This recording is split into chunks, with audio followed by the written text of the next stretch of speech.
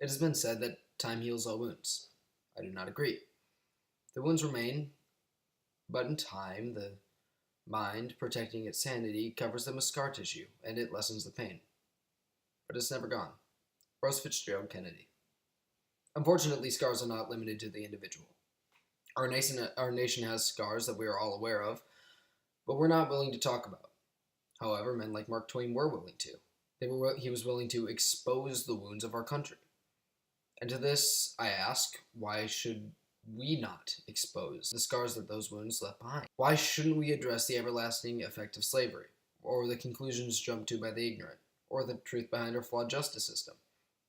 Yes, scars and wounds are ugly, but if left untreated, they become an even uglier infection. Now, initially, I asked the question of what if ignorance were removed? What if the mass public were truly aware? In the story of Puddi'nhead Wilson by Mark Twain, we are introduced to our protagonist, Puddi'nhead Wilson, early on with the idea that he is a fairly intellectual mind. However, he has a very dry sense of humor. These two factors of his personality crash, and when he makes a rather unfunny joke about owning half a dog. You're all aware of this. The town, which is comprised of otherwise ignorant people, would ridicule him for it, to the point where the judge, who eventually became one of his friends, declared, "If he ain't a puddinhead, then I ain't no judge." Now, Twain has no issue with pointing out the general ignorance of the people of Dawson's Landing. It shows that people naturally have a tendency to jump straight into conclusions without a second thought. The same can apply to today.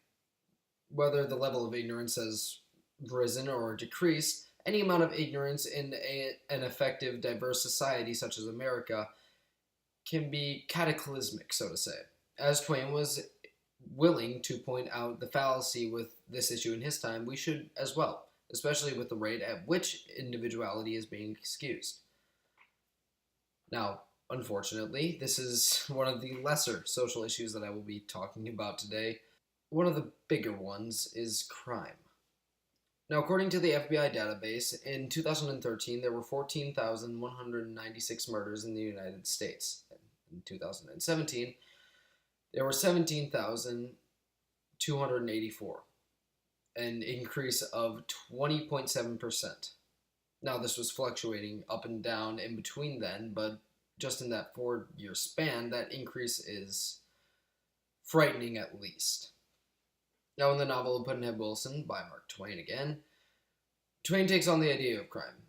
Twain very methodically portrays the idea of a common thread as the only motive to any crime is personal benefit.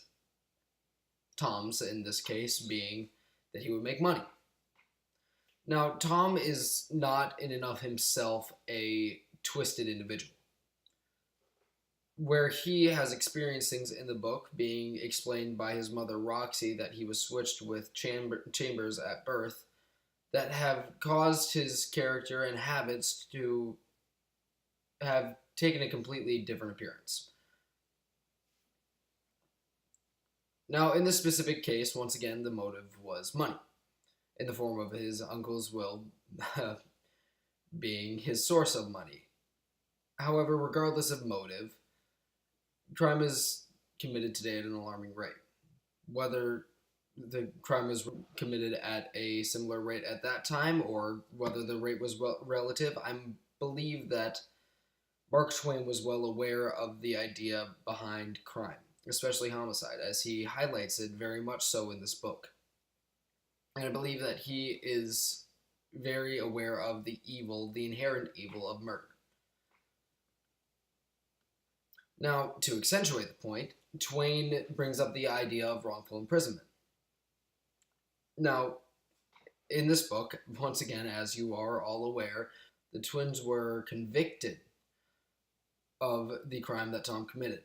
In the United States, there have been over 2,000 cases of wrongful convictions in the last 23 years. Now, while I don't know, once again, what the levels of that were during the time in which this was written or even when this was set, I believe that, without a doubt, If Wilson didn't find the fingerprints on the murder weapon, then the twins would have gone to prison for it. Now, fortunately, the twins were proven not guilty and were able to move on with their rehabilitated reputations. I believe Twain was using this as a form of social injustice in the novel.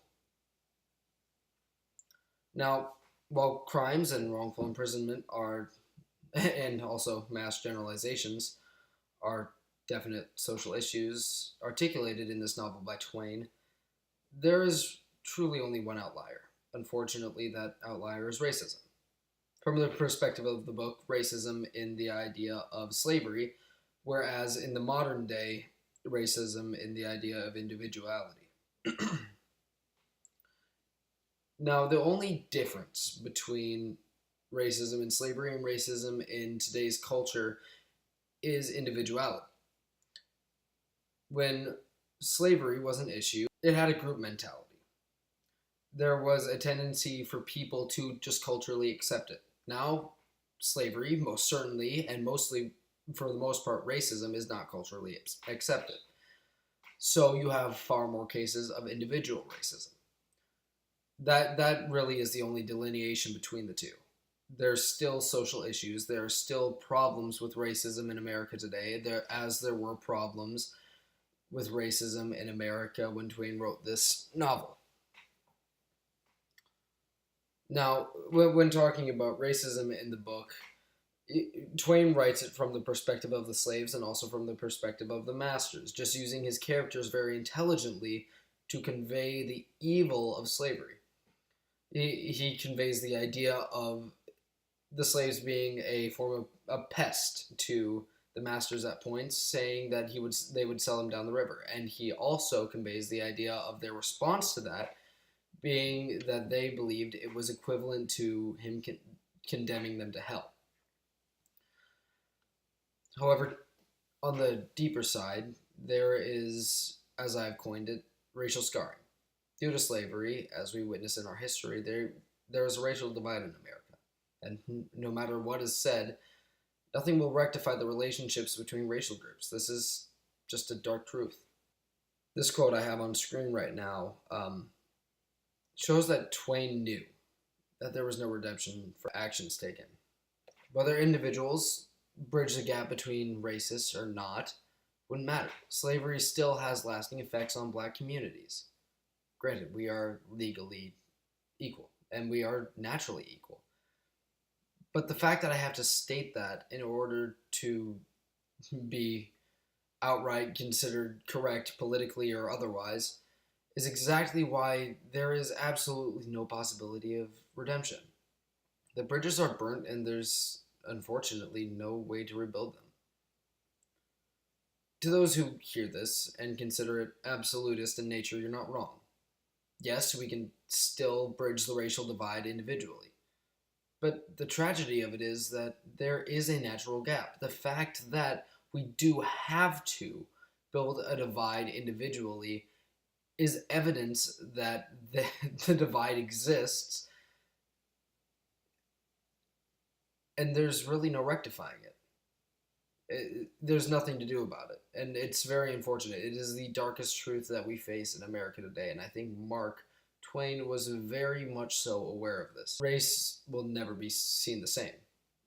Not again, not at least for a long time, and I don't believe ever.